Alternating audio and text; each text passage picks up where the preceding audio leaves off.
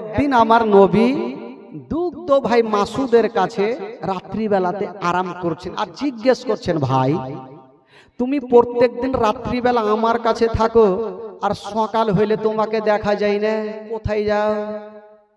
মাসুদ বলছে, ভাই রে আমরা তো গরিব মানুষ, রাত্রিবেলা তোমার কাছে থাকে আর সকাল হইলে বকরি নিয়ে ময়দানে যাই, আবার সকাল সন্ধ্যা হইলে আবার তোমার কাছে এসে ঘুমাই। আমার নবী বলছে, ভাই তোমরা যখন যাচ্ছ ময়দানে আমিও তোমাদের সঙ্গে যাব।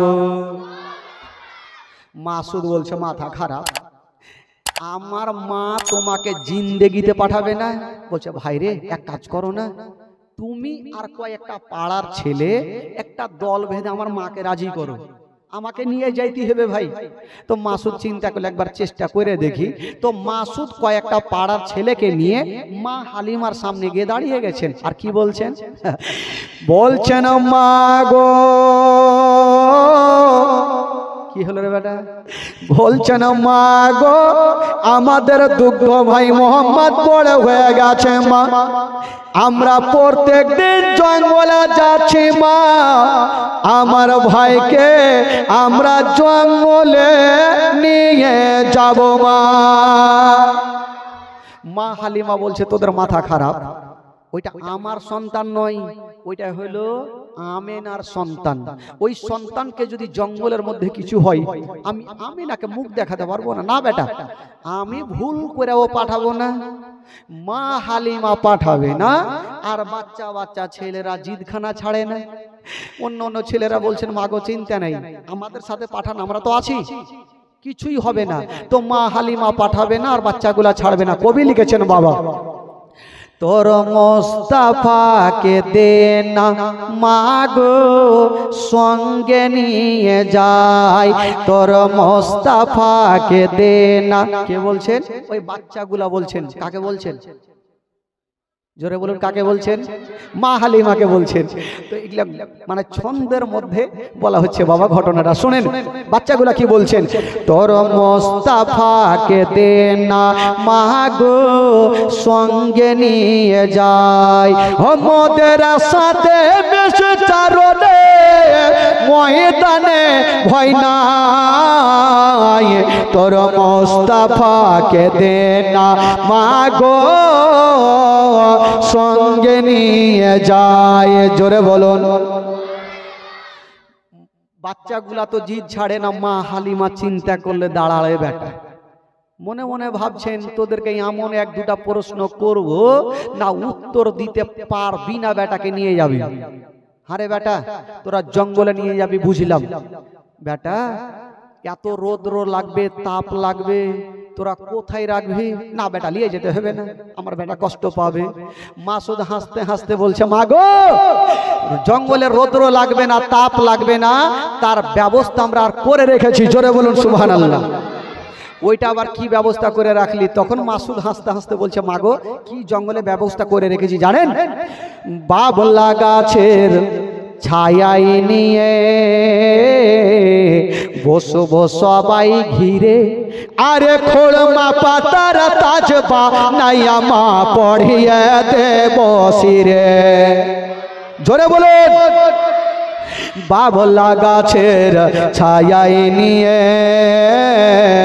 বসবো সবাই ঘিরে, আরে খোলমা পাতার তাজবা নাইয়া মা পড়িয়ে দেব শিরে, আরে হাজির রব হামেশা তার, হাজির রব হামেশা তার খেদমতে সবার, তোর মোস্তাফাকে দে না মাগো সঙ্গে নিয়ে যায়। মা হালিমা ভাবছে বেটা তো উত্তর দিয়ে দিল, এবার এমন প্রশ্ন করব জিন্দেগিতে দিতে পারবে না, আর বেটাকে নিয়েও যাবে না। কি প্রশ্ন করেছিলেন জানেন? বলছে, হারে বেটা তোরা জঙ্গলে নিয়ে যাবি বুঝলাম, বাবলা গাছের ছায়াতে লাগবি সেটাও বুঝলাম, আরে বেটা পেট তো আছে, যদি ক্ষুধা পায় তখন তোরা কি খাওয়াবি? জঙ্গলে কিছু খাবার নাই বাবা, তোরা নিয়ে যাস না। মাসুদ হাসতে হাসতে বলছে, মাগো জঙ্গলে ক্ষুধা লাগবে না, পিপাসিত লাগবে না, সেটাও আমরা জঙ্গলে ব্যবস্থা করে রেখেছি। জোরে বলুন সুবহানাল্লাহ। আবার ওইটা কি ব্যবস্থা করলি বেটা? তখন মাসুদ বলছেন, মাগো কি ব্যবস্থা করে রেখেছি জানেন? খেতে দেব খেজুর মেথে, ক্ষুধা যদি পাই, আরে তোমার দুধ পাতার ঠোঙাই দেব পিপাসায়। খেতে দেব খেজুর মেথে, ক্ষুধা যদি পাই, আরে তোমার দুধ পাতার ঠোঙাই দেব পিপাসায়। আরে হাজির রব হামেশা তার খেদমতে সবার, তোর মোস্তফাকে দে না মাগো সঙ্গে নিয়ে যায়। এবার শুনুন ঘটনা। মা গালিমা বলছেন, বেটারে হিয়া তো যখন ব্যবস্থা করে রেখেছো, যাও আমার লাডলা দুলারাকে নিয়ে যাও, আমার কলেজের পড়াকে নিয়ে যাও। ও বেটারা, তবে একটু সাবধানে থাকিও। বাবা গো, আমার নবীকে নিয়ে জঙ্গলে চলে গেছেন বাবা। যেমনই জঙ্গলে যেতে নাই, অন্য অন্য ছেলেরা চতুর্দিকে খেলাধুলা করছেন বাবা, আর আমার নবী মুস্তাফা একটা গাছের তলাতে দাঁড়িয়ে আছেন। যেমনই দাঁড়িয়ে আছেন বাবা, অন্য অন্য ছেলেরা খেলাধুলা করতে ছিল। হঠাৎ করে দেখা গেল জঙ্গলের দিক থেকে একটা কিছু বড় বড় বাঘগুলা বেরিয়ে এসে আমার নবীকে চতুর্দিকে ঘেরাও করে নিয়েছেন বাবা। মাসুদ দেখছেন, আল্লাহ গো, বাঘগুলা আমার ভাইকে ঘেরাও করেছে, হয়তো আমার ভাই বাঁচবে না। মাসুদ বকরিকে ছেড়ে দিয়া বাড়ি পালিয়ে গেল।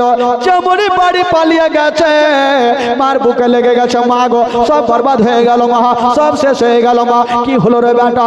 বলছেন, মা গো আমরা জঙ্গলে বকরি চড়াইতে ছিলাম মা, হঠাৎ করে দেখলাম মা জঙ্গল থেকে কিছু বাঘগুলা বেরিয়ে এসে আমার ভাইকে ঘেরাও করে নিয়েছে। মা গো, আমার ভাই হয়তো বেঁচে নাই। মা হালিমার মাথার উপরে মনে হচ্ছে পাহাড় চেপে গেল। আল্লাহ, ওটা আমার সন্তান নয়, ওটা আমেনার সন্তান। যদি ওই সন্তানকে কিছু হয়ে যায়, আমেনাকে মুখ দেখাতে পারবো না। মা হালিমা বলছেন, বেটা তাড়াতাড়ি আমাকে জঙ্গলে নিয়ে চলো।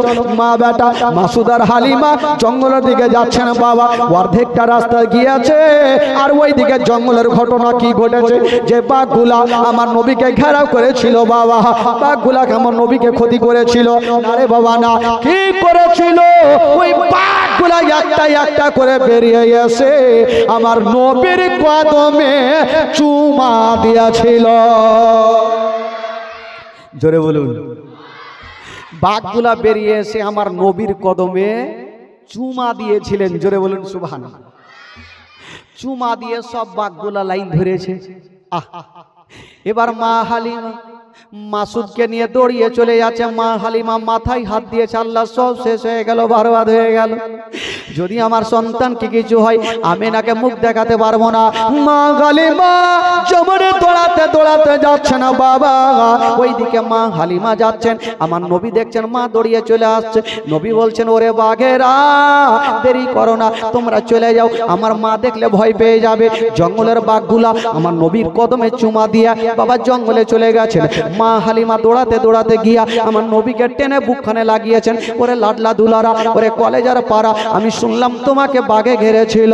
আমার নবী বলছেন, মা গো তুমি যা শুনেছ সত্য কথা শুনেছ মা, আমাকে বাঘে ধরেছিল মা, তবে মা গো আমার কোনো ক্ষতি করেনি গো মা। কি করেছিল রে বেটা? বলছেন, মা গো একটা একটা করে বাঘগুলা এসে মা আমার কদমে চুমা দিয়েছিল। জোরে বলুন।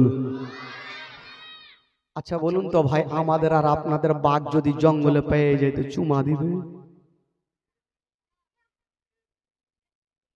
কেউ মনে করেন বাথরুম করছেন বাগানে, আজকাল তো বাথরুম শহরে বাড়ি বাড়ি হয়ে গেছে, ধরেন বাগানে বাথরুম করছেন, আর পিছনে ঘুরে যদি বাঘকে দেখেলেন তো লুঙ্গি ঠিক থাকবে? লোটা গোটি কার কুণ্ঠে যাইবে জান বাঁচা। কেমন আমার নবীকে একটা বাঘ পর্যন্ত চিনে। জোরে বলুন সুবহানাল্লাহ। একেতে বলে বাবা জীবনী, যখন ভাইঙে ছুঁড়ে বলতে যাবে তো জীবনীর শেষ নাই। আমার মতন হাজার হাজার তাফাজুল যদি চিন্তা করে তো নবীর জীবনী শেষ করতে পারবে না। বাবা গো, এবার কি করলেন? মা হালিমা মাথায় হাত দিয়েছে, আল্লাহ গো আমি বুঝে গেলাম আমার বেটাকে কোনো মারাত্মক জিন ভূতে ধরেছে, নচেত বাঘ কখনো বেটাকে আমার ছাড়ে, কদমে চুমা দেয়। মা হালিমা বলছে আর জিন দেখিতে পাঠাবো না, যেমন করে হোক পাঠাবো না। মা হালিমা আমার নবীকে আর পাঠাই না। তো যে একবার আমার নবীকে দেখবে তো বারবার দেখার ইচ্ছা জাগবে কি জাগবে না ভাই? জোরে বলুন, জাগবে কি জাগবে না? একবার দেখলে বারবার দেখার ইচ্ছা জাগবে। তো বাঘগুলা তো একবার দেখেছে, 3 মাস হয়ে গেল, 4 মাস হয়ে গেল নবীর সঙ্গে দেখা হয় না। তো বাঘগুলো একটা মিটিং করেছে, হারে নবীকে ঠিক 3-4 মাস আগে দেখলাম, আর কি দেখা হবে না? তো বাঘগুলা বলছে হালিমা পাঠাই না তো কি করে দেখবো? তো বাঘের মধ্যে আলোচনা হলো, এক কাজ কর, চল হাড়মাড়িয়া যাবো, হালিমার বাড়িতে ঢুকবো, নবীকে দেখবো, জিয়ারত করে চলে আসবো। ডিসিশন হয়ে গেল ভাই। এবার বাঘগুলো একটা দল বাইন্ধা যাচ্ছে কোথায়? হালিমার বাড়ি। তো বাঘের সর্দার বলছে তোরা কোথায় যাবি? বলে যাবো আমরা নবীকে দেখতে। তো সর্দার বলছে যাবি যা, একটাও বাইচা আসবি না, কার নাক বোঁচা হইবে, কার দাঁত টেঁড়া হইবে, কার মুখ ভাঙবে। বলে কেন? বলে তোদের মনের ধারণা তোরা নবীকে দেখবি, কিন্তু গ্রামের লোকের লাদনা লাথি কোনটা পড়বে রে, সব তো পিঠে পড়বে, একটা বাইচ আসবি না। বলে কি করবো? বলে শুন, যদি তোরা নবীকে দেখতে চাস একটাই উপায় আছে। বলে কি উপায়? বলে কালকে মা হালিমার বেটা মাসুদ যখন বকরি নিয়ে আসবে তখন তোরা বড় বড় বকরি গুলাকে ধরে নিবি, আর ওই বকরি ছুটাতে যদি আসে তবে শেষ জামানার নবী আসবে। জোরে বলুন। আর নবী যখন আসবে তোরা অন্তর ভরে নবীর জিয়ারত করে নিবি।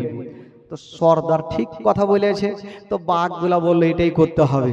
শুনেন বেরাদার, তারপরের দিন মাসুদ যেমনই বকরি নিয়ে এসছেন বাবা জঙ্গলে, বাঘের সর্দার বলছে ওরে বাঘেরা ওই যে দেখ বকরি চলে এসেছে, মা হালিমার বকরি চলে এসেছে, তোরা তাড়াতাড়ি করে যা আর বড় বড় বকরি গুলাকে ধরে নে। ওই বাঘগুলা দৌড়িয়ে গেল আর যত বড় বড় বকরি গুলা ছিল সমস্ত বকরি গুলাকে ধরে নিয়ে বাবা গো জঙ্গলে চলে গেল। মা হালিমার বেটা মাসুদ কাঁদতে কাঁদতে বাড়ি চলে গেল। মা গো সব শেষ হয়ে গেল, মা বরবাদ হয়ে গেল। মা কি হলো রে বেটা? বলছে না মা গো আমাদের যত বড় বড় বকরি গুলা ছিল মা সমস্ত বকরিকে বাঘে ধরে নিয়ে চলে গেছে। মা মা গো একটা আমাদের বকরি বেঁচে নাই। মা হালিমা বলছে বেটা রে বকরি গেছে যাকরে বেটা, তুই তো বেঁচে এসছিস। বেটা বকরি চলে গেছে, আবার বকরি হবে, তুই তো আমার লাডলা বেঁচে এসছিস। মা বেটাতে কথা চলছে আর আমার নবী পার্শ্বে বসে বসে একটু মুস্কি মেরে হেসে গেলে। তো মা হালিমার মিজাজ খারাপ হবে কি হবে না? আমি টেনশনে কাঁদছি, আমার বকরি ধরেছে, তুই ফের হাসছিস কেন রে বেটা? আমার নবী তখন বলছে, নবী বলছে না মা গো তোমাকে একটা কথা বলবো। মা কিরে বেটা?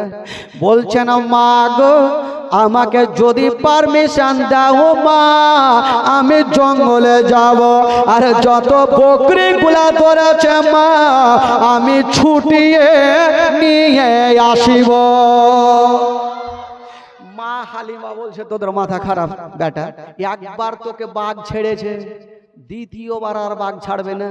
বেটা তোকে ভুল করেও পাঠাবো না। আর আমার নবী ভালো করে জানে আমি যতক্ষণ পর্যন্ত জঙ্গলে যাব না তো কিয়ামত পর্যন্ত ওই বাঘগুলো আমার মায়ের বকরিকে খাবে না। জোরে বলুন।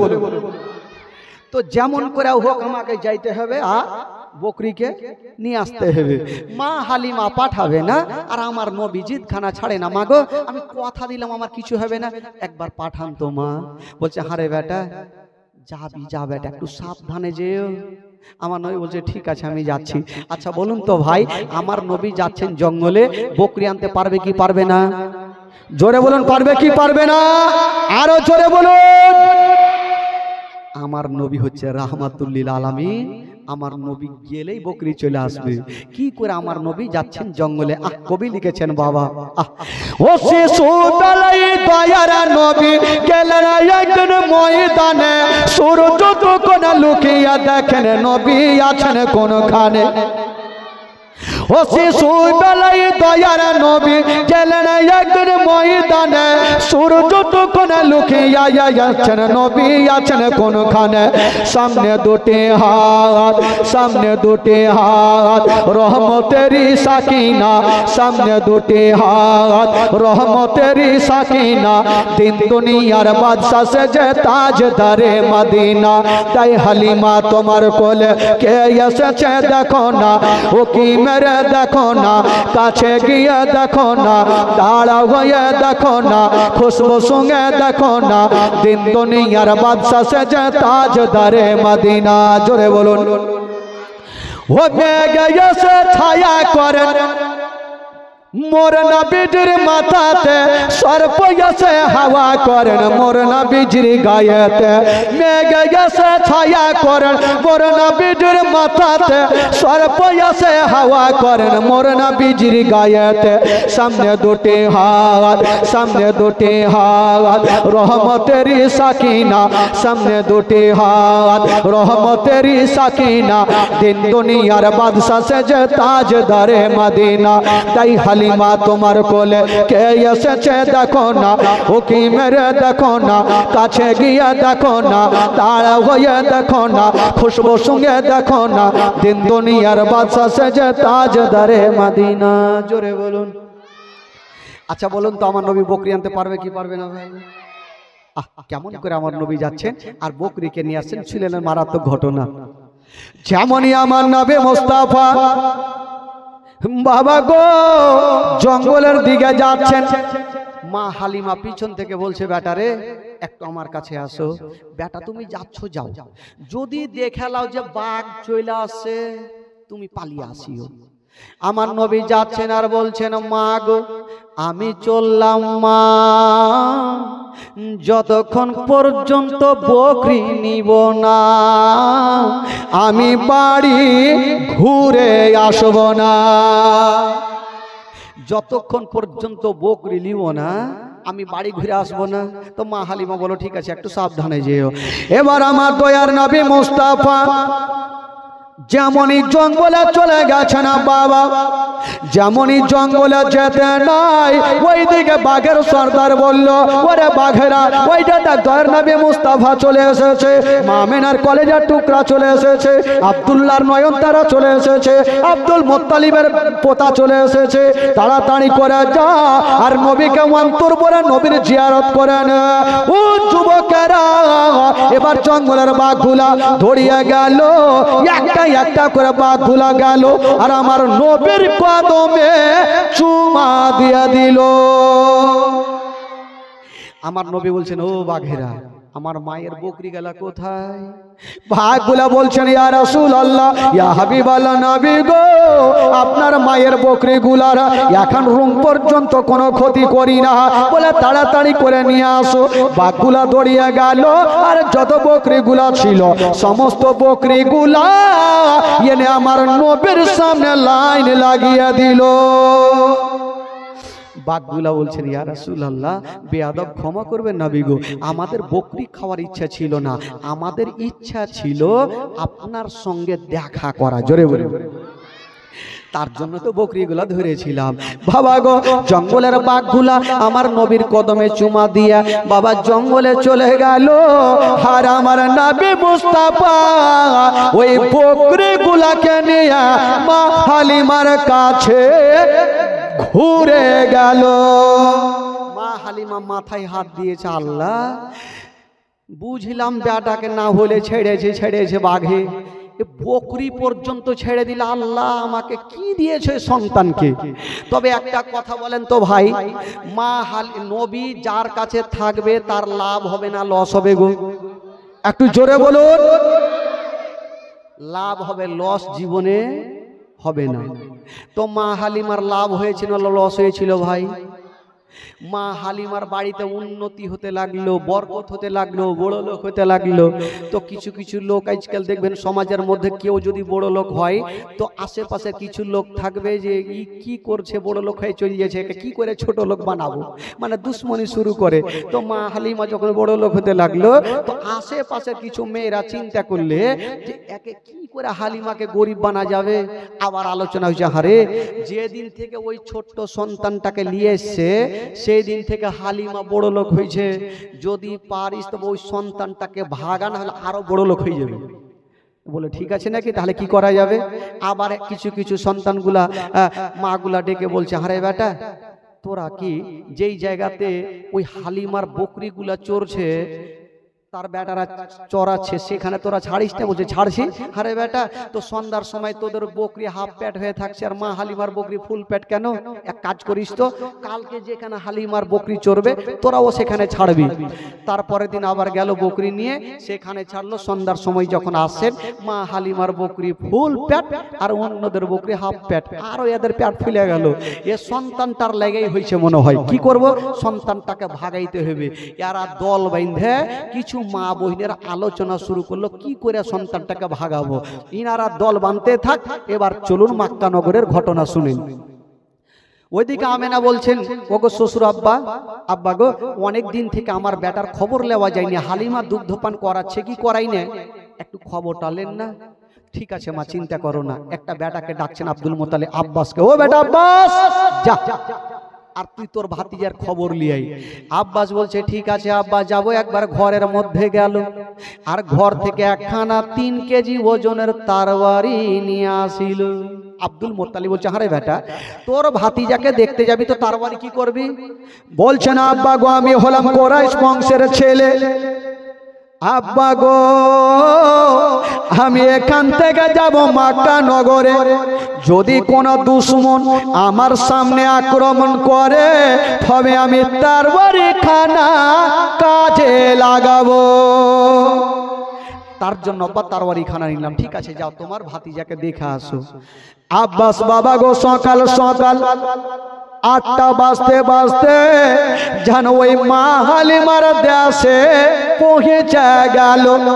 যেমনই যেতে নাই একটা মেয়েকে ডাক দিলেন, বলছেন বহিন একটু আমার কাছে আসো। একটা মেয়েকে ডাক দিয়েছে, আর যে এমনই মেয়েকে ডাক দিয়েছে গো, যে মেয়েটাকে ডাক দিয়েছে ওটাই হলো মাইমুনা কুটনি। আচ্ছা এই গ্রামে মাইমুনা কেউ আছে নাকি? থাকলে ফের রেগে যাবে খালা, গাল দিও না খালাকে, নাম আছে তাই বলতে হয়েছে। ওই মেয়েগুলাই ছদ্মবেশী করে চাল খেলছিল যে সন্তানটাকে ভাগাবো কি করে। আর ওই মেয়েটাকে আব্বাস ডাকছে, বহিন একটু এদিকে আসো তো। আসলো। হ্যাঁ গো এখানে হালিমার বাড়ি কোনটা? ও আরো পেট ফুলে গেছে, যার দুশ্মনী আমরা করছি ফের হালিমারই কথা জিজ্ঞেস করছে। বলে কি হয়েছে হালিমার? আব্বাস বলছে এত রাখছো কেন? বলছি উত্তরটা দাও। বলে কি হলো বলো? বলে আচ্ছা আমার একটা ভাতিজাকে রেখে গেছি, তাই দুগ্ধ পান করাচ্ছে কি করায় না তাই একটু দেখতে আসলাম। ওই মেয়েটা ভাবলো সুযোগ লিও, এই আব্বাসকে এমনই তেল মধু পড়া খাওয়াবো যেন উনার ভাতিজাকে হালিমার কাছ থেকে আজকে নিয়ে চলে যায়। ওই মেয়েটা ভাবছে এমনই একে তেল মধু খাওয়াবো আর যেন না রাখে। জিজ্ঞেস করছেন হ্যাঁ গো আপনারা কাজ কাম পাননি? বলে কেন? বলে এমনই মেয়েকে দিয়ে গেছেন যে মেয়েটা আপনার ভাতিজাকে সকাল বেলাতে ঝুলনাতে রেখে দেয় আর মাঠে বকরি নিয়ে যায়, আবার সন্ধ্যার সময় আসে। সারাদিন আপনার ভাতিজার ঝুলনা বন্ধ থাকে। ঝুলনা বুঝলেন তো? ঝুলনা কি কহে আপনাদের ভাষায়? ঝুলনাই বলে। আমাদের বাদিহেতে কি বলে জানেন? আমাদের বাদিহেতে বলে ঝুল্লু। তো ঝুলনা হিলতে থাকে। আব্বাসের কিন্তু মিজাজ খারাপ, আমার ভাতিজার ঝুলনা হিল বন্ধ থাকে সারা দিন। বলে হ্যাঁ। আব্বাস একটু চালাক তো, ঠিক আছে তুমি বলছো, তোমার কথা শুনে লাভ না, আগে নিজের চোখে দেখবো তারপরে আক্রমণ করব। কোনটা হালিমার বাড়ি? বলে ওইটা। ঠিক যেমনই আব্বাস যাচ্ছেন বাবা, দেখছেন বাইরে থেকে তালা মারা। আব্বাস চিন্তা করলো ঠিকই তো, মেয়েটার কথা সত্যি। জালনাটা খুলে দেখছেন একটা ঝুলনাতে আমার নবী আরাম করছেন, আর একটা ঝুলনাতে মা হালিমার বেটা মাসুদ আরাম করছেন, আর দুইখানা ঝুলনা বন্ধ আছে। আব্বাস গেটে বসলো, তারওয়ারি নিয়ে বসলো। আজকে হালিমার মাথা যতক্ষণ কাটবো না আমি বাড়ি ঘুরে যাব না। আমার ভাতিজাকে নিয়ে খেলাধুলা। আব্বাস রাগের মাথায় বসে আছে। ভাই সকাল থেকে দুপুর হলো, দুপুর থেকে সন্ধ্যা হচ্ছে, ঠিক সূর্য ডুবতে যাবে, মা হালিমা বকরি নিয়ে দুলদুল করে চলে আসছেন। আব্বাস বলছেন হালিমা দাঁড়িয়ে যাও। মা হালিমা আব্বাসকে দেখে একদম থমকে দাঁড়িয়ে গেল। ব্যাপার কি? বলে ভাইজান আপনি কখন আসলেন? বলছেন হালিমা আগে উত্তর দাও, আমার ভাতিজাকে তোমাকে কিসের জন্য দিয়ে গেছি? বলে কিসের জন্য? দুগ্ধ পান করাতে, আদর করাতে, আদর যত্ন করতে। বলে তুমি আমার ভাতিজাকে সকাল বেলাতে ঝুলনাতে রেখে দাও, আর সারাদিন ময়দানে থাকো, আবার সন্ধ্যাতে আসো, আমার ভাতিজার ঝুলনা কেটা হিলাই। মা হালিমা হাসতে হাসতে একটা উত্তর দিয়েছিলেন, কি জানেন? মা হালিমা বলছেন ভাইয়া গো, তবে একটা কথা শুনালেন, সকাল বেলাতে আপনার ভাতিজার ঝুলনা খানা হিলিয়া যায়, আর সন্ধ্যার সময় এসে দেখি আপনার ভাতিজার ঝুলনা হিলতে থাকে। জোরে বলুন, জোরে বলুন। ভাইয়া গো সকাল বেলাতে হিলিয়ে যায়, সন্ধ্যার সময় এসে দেখি তো আপনার ভাতিজার ঝুলনা হিলছে। আব্বাস ভাবলে একে এখনই মার্ডার করে দিব না, কি করবো রে? ও তো নিজের চোখে দেখলে জালনা দিয়ে ঝুলনা বন্ধ, আর ই বলছে সারাদিন হিলতে থাকে। হালিমা দরজা খুলে দেখাও, যদি ঝুলনা হিলে তোমার জান বাঁচলো, আর না হিলে আমার কাছ থেকে তোমাকে কেউ বাঁচাতে পারবে না। মা হালিমা চাবিটা নিয়েছেন বাবা, আর তালাতে ভরে দিয়া যেমনই ঘুরাতে যাবে, মা হালিমা বলছেন আল্লাহ গো, ও গো রব্বুল আলামিন। মা হালিমা 1 টাকা 100 টাকা করছে, আজকে যদি ঝুলনা না হিলে আমার আর জীবন বাঁচবে না। মা হালিমা বলছেন আল্লাহ তুমি প্রত্যেক দিন গিলিয়া দাও, আজকে ও ঝুলনা গিলিয়া দাও।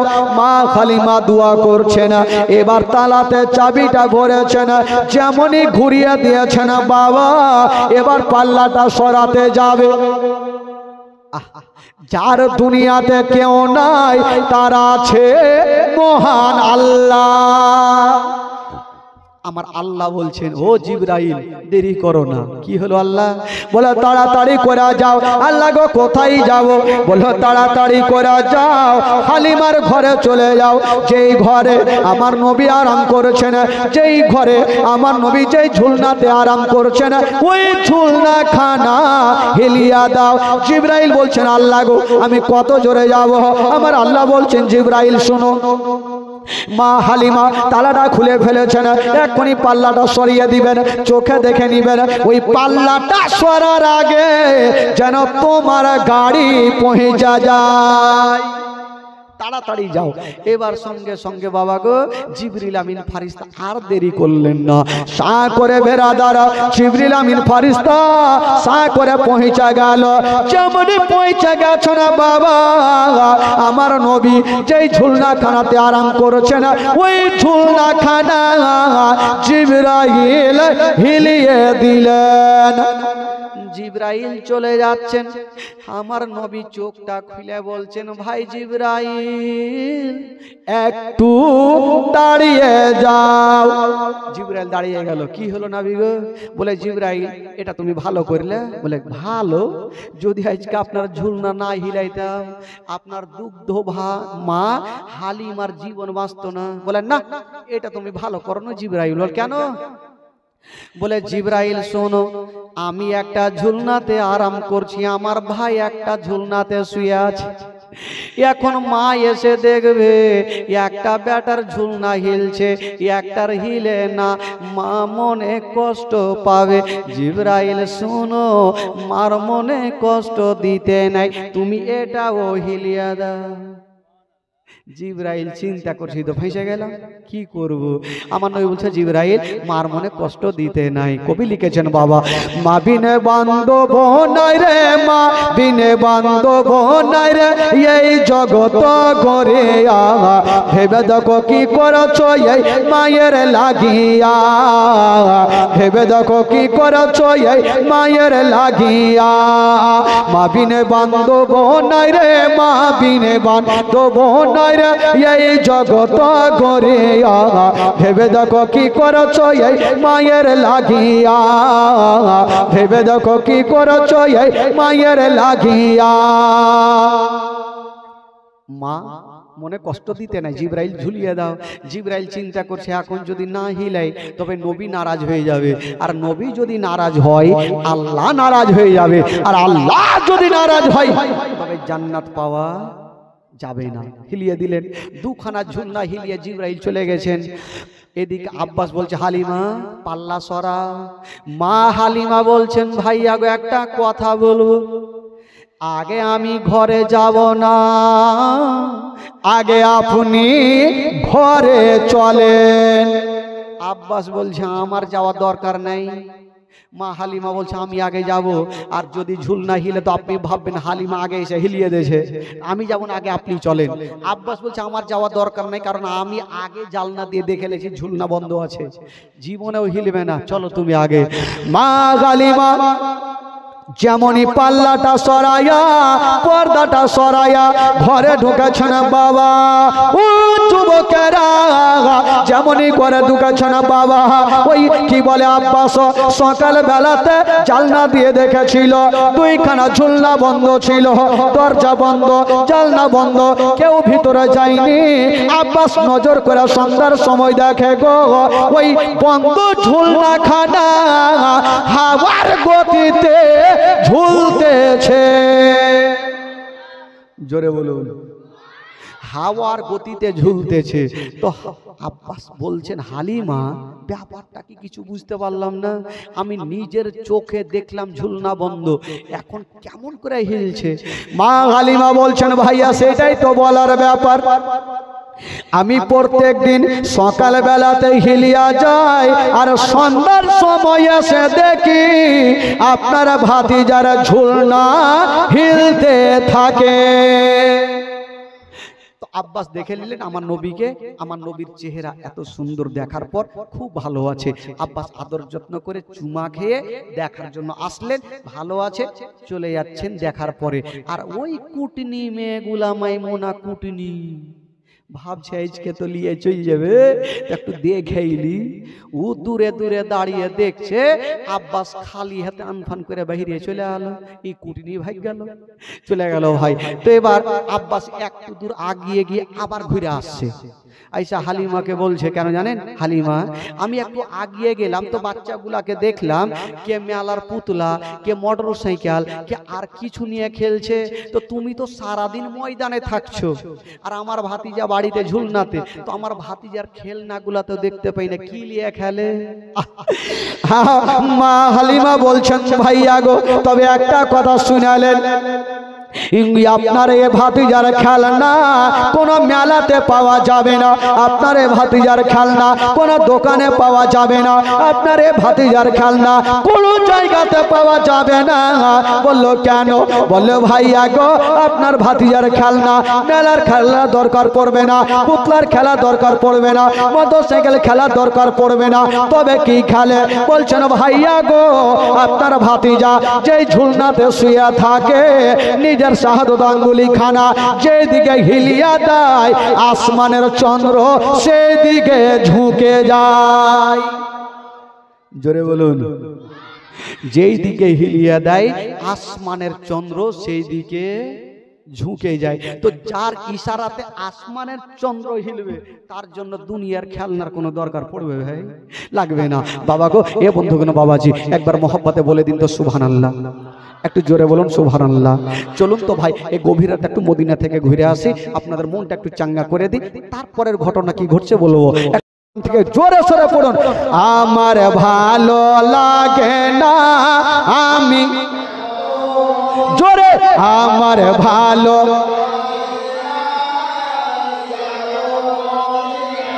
মাইকটা রেখে দেন, মাইকটা রেখে দেন।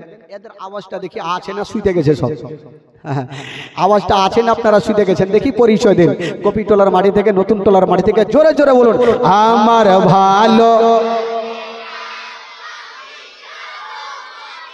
ও মদিনাতে না গেলে মন শান্তি হবে না, আমার ভালো আমার ভালো লাগে না, মনে আছে যে আশা নবী গো হবে তোমার সঙ্গে দেখা, মনে আছে যে আশা নবী গো হবে তোমার সঙ্গে দেখা, ও গো পাখির মতো থাকতো টানা উড়ে যাব মদিনা, আমার ভালো আমার ভালো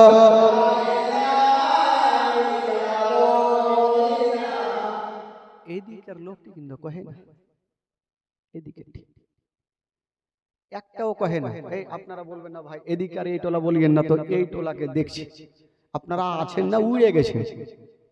হ্যাঁ হ্যাঁ আপনারা দেখেন, বলেন তো দিল থেকে দেখি, এদিক ওদিকেও বলবেন না, স্টেজেও বলবেন না, বলেন দেখি আমার ভালো লাগে।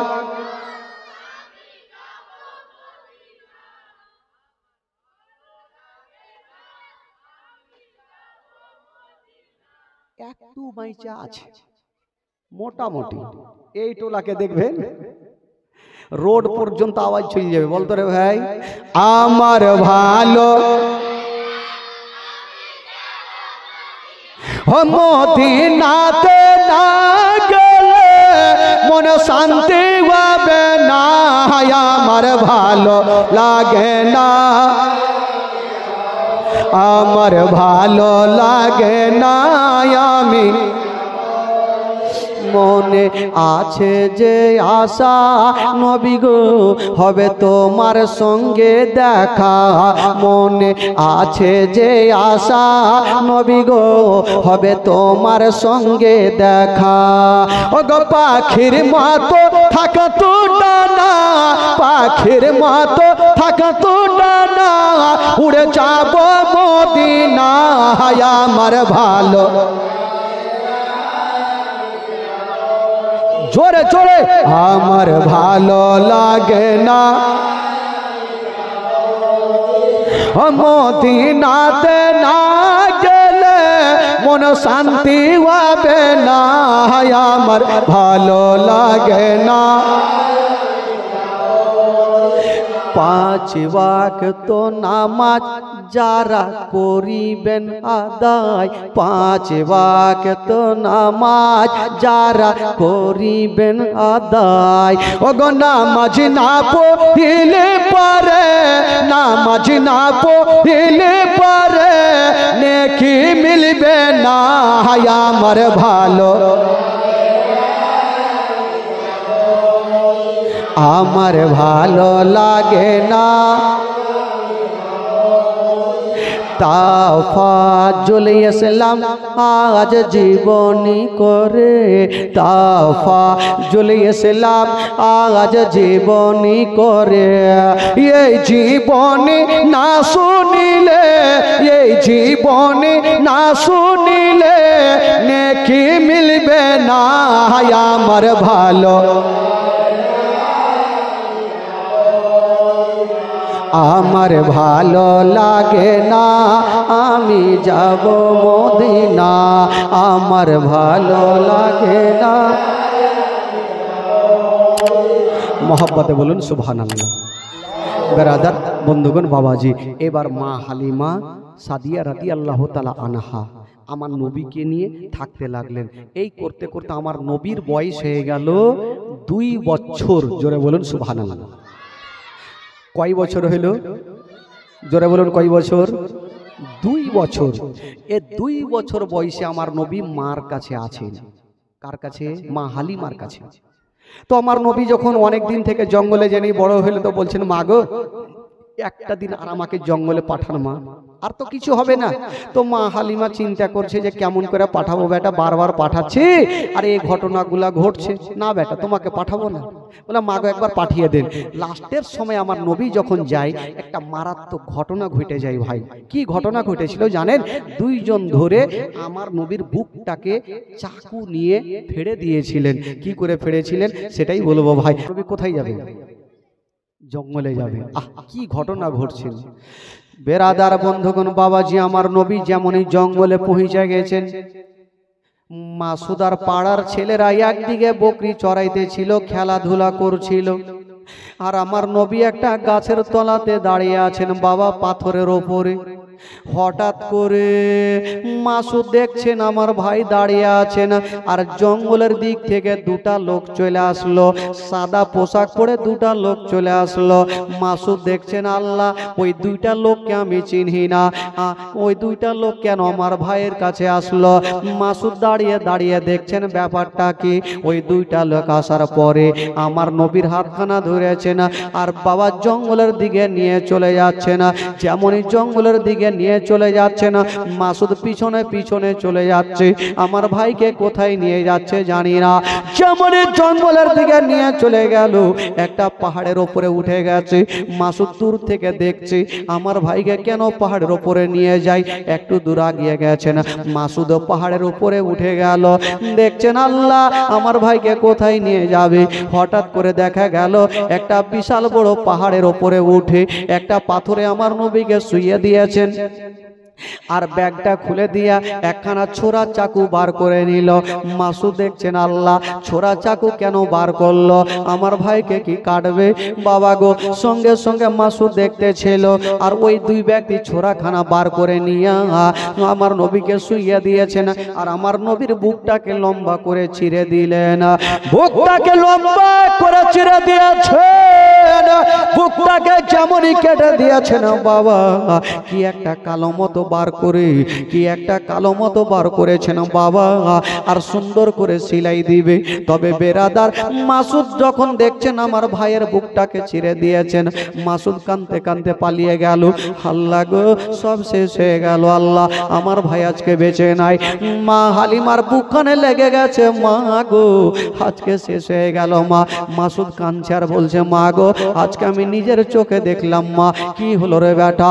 বলছো না মা গো আমি জঙ্গলে দেখলাম মা, আমার ভাইকে 2 জন ব্যক্তি পাহাড়ের উপরে নিয়ে গেল মা, আমার ভাইয়ের বুকটা ছিঁড়ে দিয়েছে মা, আমি নিজের চোখে দেখেছি মা। মা হালিমা কাঁদতে কাঁদতে যেন বাবা গো জমিনে পড়ে যাচ্ছে। মা হালিমা বলছেন আল্লাহ গো এটা আমার সন্তান নয়, আমার সন্তান নয়, ওটা হলো আমেনার সন্তান। এ সন্তানকে যদি কিছু হইয়া যায় আমি আমেনাকে মুখ দেখাতে পারবো না। ও বেটা মাসুদ রে তাড়াতাড়ি করে আমাকে নিয়ে চলো। মাসুদ আর মা হালিমা জঙ্গলের দিকে চলে যাচ্ছেন বাবা। আর ওই দিকে জঙ্গলের ঘটনা, যেই 2টা লোক আমার নবীর বুকটাকে চিরে দিয়েছিল, একটা কালো মতো কি বার করে ফেলে দিল, আর সুন্দর করে ধুয়ে আমার নবীর বুকটাকে সেলাই করে দিয়েছেন। এখন পর্যন্ত কোনো দাগ নেই, সেলাই করে চলে গেছেন। আমার নবী পাহাড়ের উপরে বসে আছেন। মা হালিমা দৌড়াতে দৌড়াতে গিয়া আমার নবীকে টেনে বুকে লাগিয়েছেন। ওরে লাডলা দুলারা, ওরে কলেজার পাড়া, ওরে নয়রের তারা, আমি শুনলাম বেটা তোমার বুকটাকে চিরে দিয়েছিল। মা হালিমা দেখছেন এখন পর্যন্ত রক্ত লাগা। আমার নবী বলছেন মা গো আমার বুকটা চিরে দিয়েছিল মা, কি এমন জিনিস পার করে দিয়া আবার সেলাই করে দিয়েছে মা। তবে মা গো একটা কথা বলে দি মা, আমার বুকটা চিরে সেলাই করেছে মা, আমার কোনো ব্যথা লাগেনি মা, আমার কোনো ব্যথা লাগেনি মা। বাবা গো আমার নবীর প্রথম সিনা চাক হয়ে গেল বাবা গো। এবার মা হালিমার ভয় হয়ে গেল, জানি না এই সন্তানটা সাধারণ হতে পারে না, এ সন্তানকে কিছু হয়ে যেতে পারে। মা হালিমা বলছেন ওরে বেটা রে আর আমি তোমাকে রাখবো না, এবার চলো বেটা চলো, তোমাকে তোমার মার কাছে পৌঁছা দিব। মা হালিমা আমার নবীকে বুকে করে নিয়ে 2.5 বছর বয়সে, এখানে আরো ঘটনা আছে ভাই, কিন্তু ঘটনাটা বললাম না। মা হালিমা আমার নবীকে বুকে করে নিয়ে 1 পা 2 পা করে মক্কা নগর পৌঁছে গেল। যেমনই মক্কা যাওয়া, মা হালিমার সামনে দাঁড়িয়ে গেছেন, মা আমেনার সামনে দাঁড়িয়ে গেছেন। মা আমেনা বলছেন, কি ব্যাপার বহিন তুমি চলে আসলে? মা হালিমা বলছেন, আমেনা এই যে তোমার ছেলেকে নিয়ে নাও, আমি তোমার ছেলেকে ফেরত দিলাম। মা আমেনা আমার নবীকে টেনে বুকে লাগিয়েছে না। আব্দুল মুত্তালিব দেরি করলেন না, বেশ কিছু উপহার এনে, সামানপত্র এনে, কিছু টাকা পয়সা এনে মা হালিমার সামনে রেখে দিয়েছেন। বেটি হালিমা তুমি বেতনের চিন্তা করছিলে রে মা, এই যে দাও তোমার সামনে অনেক কিছু ঢেলে দিলাম, যা তুমি নিয়ে যেতে পারো নিয়ে যাও। মা হালিমা বলছেন, আব্বা গো আমি যা পেয়েছি এই ছেলেকে রেখে অনেক পেয়ে গেছি আব্বা, আর আমার কোনো জিনিসের দরকার নেই আব্বা গো, আমি কোনো জিনিস নেব না। হাজার হইল হালিমা 2.5 বছর দুগ্ধপান করিয়েছেন, ময়া মমতা হয়ে গেছে, আমার নবীকে ছেড়ে যাবেন, কলেজা খানা কাঁদছে, হালিমা কাঁদছে। আমার নবী হালিমার দিকে দেখছেন, চোখ ভরা পানি, বুক ভরা ব্যথা। আমার নবী সব বুঝতে পারে না। আমার নবী বলছেন, মা তুমি কান্দিও না মা, তুমি বাড়ি যাও মা। একটা কথা তোমাকে বলে দিলাম মা, মা গো বাড়ি যাও মা, যদি কোনোদিন বিপদে পড়ে যাও মা, আমার নামখানা স্মরণ করে নিও মা, তোমার সমস্ত বিপদ দূরে সরে যাবে মা।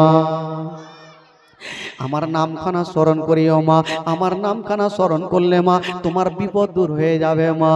মা হালিমা যখন চলে যাবে, আমার নবীকে টেনে একবার বুকখানে লাগিয়েছেন, 2 বছর ধরে আদর যত্ন করেছেন, ময় মমতা বসে গেছে। আমার নবীর বুকখানে লাগাইয়া আমার নবীর গালে মুখে চুমা খাচ্ছেন, আর বলছেন, বেটারে ওরে লাডলা দুলারা, ওরে কলেজার পাড়া, আমি তোমাকে 2.5 বছর ধরে দুগ্ধ পান করালাম বেটা, যদি বলাতে চলাতে কোনো ভুল টুট হয়ে থাকে বেটা তুমি আমাকে ক্ষমা করে দিও। আমার নবী বলছেন, মা মা গো তুমি কোনো ভুল করনি মা, তুমি আমাকে আদর করেছো, যত্ন করেছো, ভালোবেসেছো মা। মা গো তুমি চিন্তা করিও না মা, আমার জন্য দোয়া করিও। মা হালিমা সেখান থেকে ফিরে যাবে। আব্দুল মুত্তালিব বলছেন, বেটি নাও তুমি কিছু নিয়ে যাও, কিছু টাকা পয়সা নিয়ে যাও। মা হালিমা বলছেন, ও আব্বা গো, আব্বা গো আমি যা পেয়েছি অনেক পেয়েছি, আর আমার কোনো জিনিসের দরকার নাই। মা হালিমা আমার নবীকে রেখে দিয়ে মা হালিমা 1 পা 2 পা করে বাড়ির দিকে চলে গেলেন। বাবা মা হালিমা চলে গেলেন বাড়ি। মা হালিমার গল্প শেষ হয়ে গেল। এবার শুনুন, আমার নবী কার কাছে থাকলেন বলুন? কার কাছে? মা হালিমার, মা আমেনার কাছে আমার নবী থাকতে লাগলেন। দিন যাই সময় কাটে, দিন যাই সময় কাটে, আস্তে আস্তে মা আমেনার কাছে থাকতে থাকতে আমার নবীর বয়স হয়ে গেল 6 বছর। জোরে বলুন সুবহানাল্লাহ।